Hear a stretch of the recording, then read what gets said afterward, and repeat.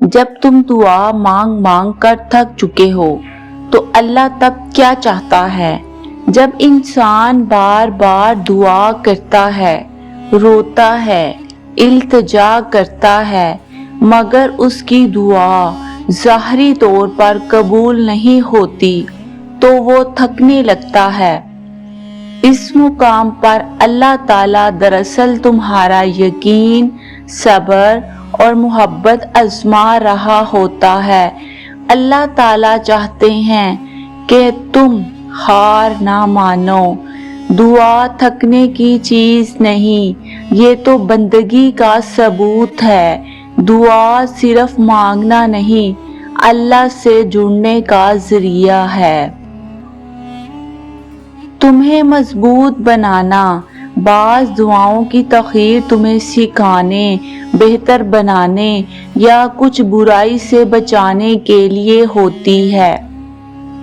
تم اس پر مکمل بھروسہ کرو کہ جو کچھ بھی وہ کرے گا تمہارے حق میں بہتر ہوگا، چاہے تمہیں ابھی نہ سمجھ آئے۔ قرآن میں ہے، بسا اوقات تم کسی چیز کو ناپسند کرتے ہو حالانکہ وہ تمہارے حق میں بہتر ہوتی ہے۔ ہماری دعا کیسے قبول ہو؟ دعا کی قبولیت کے لیے کچھ شرائط اور آداب ہیں جو بہت اہم ہیں۔ نمبر 1، دل سے مانگنا، صرف زبان سے نہیں بلکہ مکمل توجہ اور یقین کے ساتھ۔ اللہ دلوں کی کیفیت کو جانتا ہے۔ نمبر 2، پاک رزق اور حلال کمائی، حرام کمائی دعا کی قبولیت میں رکاوٹ بنتی ہے۔ نمبر 3، صبر اور استقامت، دعا کی قبولیت میں تاخیر انکار نہیں۔ ہو سکتا ہے اللہ کچھ بہتر دے رہا ہو یا کسی مصیبت سے بچا رہا ہو۔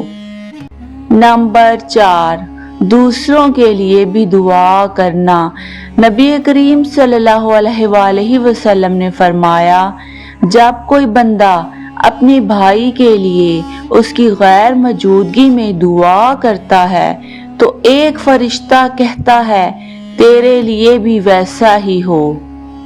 نمبر 5، نیک اعمال اور توبہ کے ساتھ مانگنا، گناہوں سے توبہ کر کے نیکی کے ساتھ اللہ کے سامنے عاجزی اختیار کرنا دعا کی قبولیت کا دروازہ کھولتا ہے۔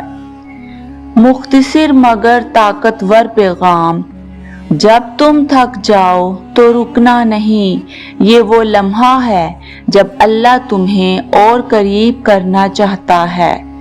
دعا صرف الفاظ نہیں، دل کی حالت ہے۔ جب دل ٹوٹتا ہے وہی لمحہ دعا کی قبولیت کے قریب ترین ہوتا ہے۔